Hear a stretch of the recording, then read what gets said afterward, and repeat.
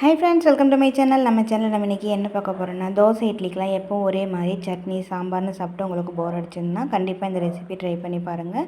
எல்லாருக்குமே ரொம்பவும் பிடிக்குங்க. ரொம்ப சிம்பிளாகவும் சூப்பராகவும் எப்படி செய்து நம்ம இந்த வீடியோவில் பார்க்கலாம். வீடியோக்குள்ளே போகிறதுக்கு முன்னாடி நம்ம சேனல் வரைக்கும் சப்ஸ்கிரைப் பண்ணாதீங்க, சப்ஸ்கிரைப் பண்ணிக்கோங்க. அப்படி நம்ம சேனலில் பிடிச்சனா மறக்காமல் நம்ம சேனலுக்கு லைக் போட்டுவிட்ருங்க ஃப்ரெண்ட்ஸ். இப்போ வாங்க வீடியோக்குள்ளே போகலாம். வானலில் ஒரு 2 ஸ்பூன் அளவுக்கு எண்ணெய் விட்டுக்கலாங்க. எண்ணெய் நல்லா காஞ்சதுக்கப்புறமா 1 ஸ்பூன் அளவுக்கு கடுகு சேர்த்துக்கலாம்.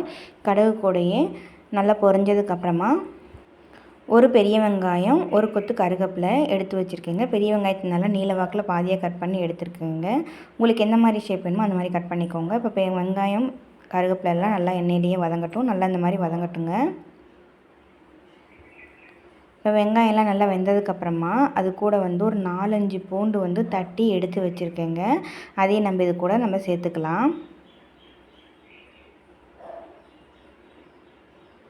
இப்போ சேர்த்துட்டு வெங்காயம் பூண்டெல்லாம் பச்சை வாசனை போய் நல்லா வதங்கட்டுங்க. நல்லா அந்த மாதிரி கிளறி விட்டுருங்க.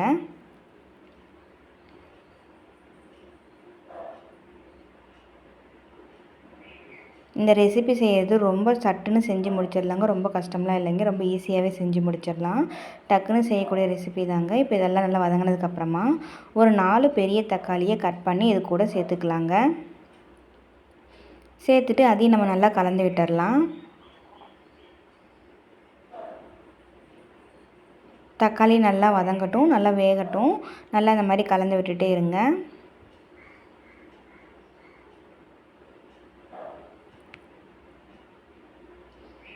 இப்போ இதுக்கு தேவையான அளவுக்கு உப்பு சேர்த்துக்கலாங்க. உப்பு சேர்த்துட்டு அதையும் கலந்து விட்டுடலாம். தக்காளி எல்லாம் நல்லா வேகட்டும்.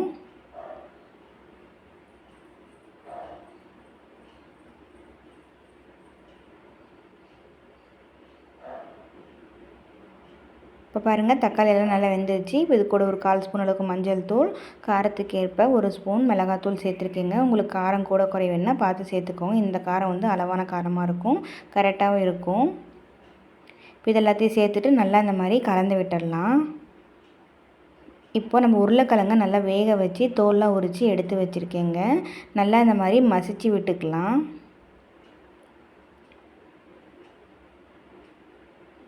இந்த மாதிரி எல்லாத்தையும் நம்ம ஃபுல்லாக மசிச்சு எடுத்தாச்சுங்க. இப்போ மசித்த உருளைக்கிழங்கு இதோட நம்ம சேர்த்துக்கலாம்.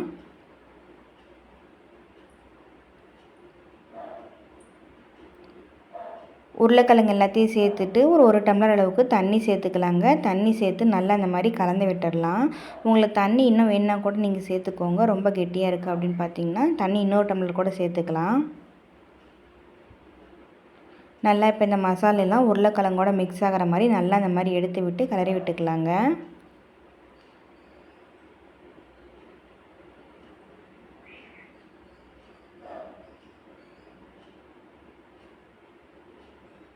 நான் இன்னும் கொஞ்சம் தண்ணி சேர்த்துருக்கேங்க. அது வீடியோ எடுக்க மறந்துட்டேன். நான் 2 டம்ளர் அளவுக்கு தண்ணி சேர்த்துருக்கேன்.